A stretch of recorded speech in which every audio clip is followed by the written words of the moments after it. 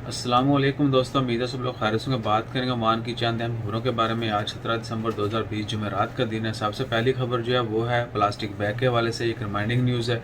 जनवरी 2021 से 1 जनवरी 2021 से plastic bag, single use plastic bag जो हैं वो बंद हो जाएंगे और दूसरे अल्टरनेटिव जो हैं वो आपको यूज़ करना होंगे। तो कोशिश करें कि अभी जो कुछ दिन रहते हैं इसी में यूज़ टू हो जाएँ, अल्टरनेटिव सोर्सेज जो हैं वो यूज़ करना शुरू कर दें। दूसरी खबर बड़ी अफसोसनाक खबर है। कल बुध के दिन जो है नॉर्थ अल शर्किया में एक खारजी बंदा जो है उनकी नेशनलिटी ज़ाहिर नहीं की गई। वो सिविल वर्क के दौरान जो है रेत में दब जाने की वजह से उनकी वफात हो गई। नल्ले वनल राजून। कोशिश करें जितने भी दोस्त साहब आप सिविल वर्क करते हैं या कहीं पर भी कोई भी काम करते हैं तो सेफ्टी मेजर्स हैं उनको ज़रूर फॉलो करें और अपनी सेफ्टी के लिए जो भी इकदाम हैं पॉसिबल वो लाजमी करें। उसके अलावा जो खबर है वो है bounce check.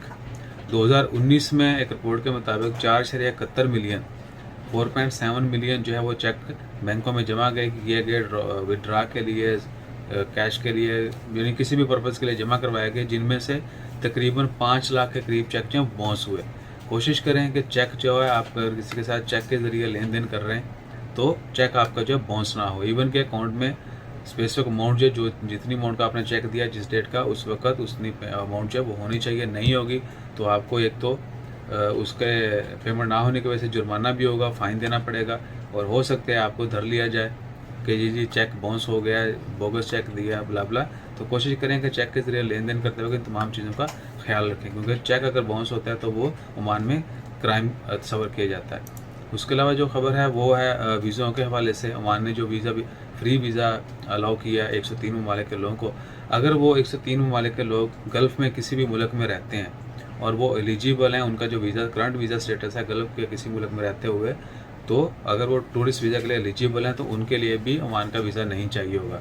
Let's suppose India, Iran, Bhutan, तुर्की, मलेशिया, इनके लोग अगर किसी भी यूएई में या किसी भी गल्फ़ मुल्क में रहते हैं और वो ओमान आना चाहते हैं विज़िट वीज़ा के ऊपर, तो वो आ सकते हैं विदाउट वीज़ा हासिल किए बगैर, यानी ओमान वीज़ा फ्री एंट्री होगी उनके लिए।